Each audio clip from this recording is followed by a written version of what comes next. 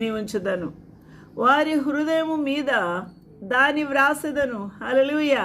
వారి మనస్సులలో నా ధర్మ విధి అనగా దేవుని యొక్క చిత్తము, దేవుని యొక్క క్రొత్త నిబంధన, దేవుడు వారి ఎడల తనకు కలిగిన ప్రణాళికను ఆయన వ్రాయబోతూ ఉన్నారు. వారి మనసులలో నా ధర్మ విధిని ఉంచదను, వారి హృదయం మీద దాని వ్రాసదను. యెహోవాకు ఇదే. నేను వారికి దేవుడనై ఉందును, వారు నాకు జనులగుదురు. వారు మరి ఎన్నడూను యెహోవాను గూర్చి బోధనొందుదము అని తమ పొరుగు వారికి గాని తమ సహోదరులకు గాని ఉపదేశము చేయరు. నేను వారి దోషములను క్షమిస్తాను, వారి పాపములను ఇక ఎన్నటికి జ్ఞాపకము చేసుకొనను. కనుక అల్పులేమి ఘనులేమి అందరూ నన్ను ఎరుగుదురు. హల్లెలూయా. దేవునికి మహిమ కలుగునుగాక. అల్పులేమి ఘనులేమి అందరూ ప్రభువును ఎరిగే కాలము వచ్చుచూ ఉన్నది. దేవునికి మహిమ కలుగునుగాక.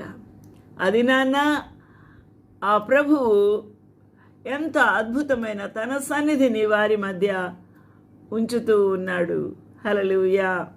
ఆ నియమములు నా సన్నిధి ఉండకుండా పోయిన ఎడల ఇశ్రాయేలు సంతతి వారు నా సన్నిధిని ఎన్నడూ జనముగా ఉండకుండా పోవును. ఇదే యెహోవాకు. ఆయన నియమించిన నియమములు, ఆయన కట్టడలు ఆ ప్రభువు వారి ద్వారా జరిగించనున్నాడు. దేవునికి మహిమ కలుగునుగాక.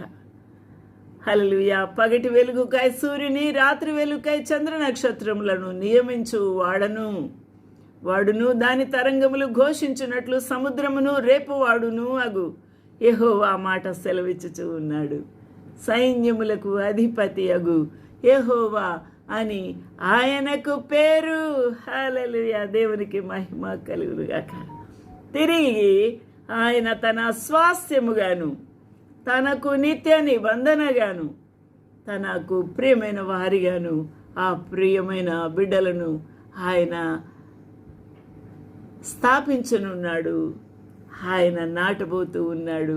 వారి యొక్క అభివృద్ధిని కోరుకుంటున్న దేవుడు వారి దోషములను, వారి పాపములకి ఎన్నటికీ జ్ఞాపకము చేసుకోనను అని ప్రభు సెలవిచ్చుచూ ఉన్నాడు. హల్లెలూయా. దేవునికి మహిమ కలుగునుగాక. తిరిగి వారిని సమకూర్చానున్న ఆ గొప్ప దేవుడు, దేవునికి మహిమ కలుగునుగాక. ఇక ఎన్నటికి వారి యొక్క తప్పిదములు, వారి యొక్క దోషములను ప్రభు జ్ఞాపకము చేసుకోడు. వారి యొక్క మనస్సులలో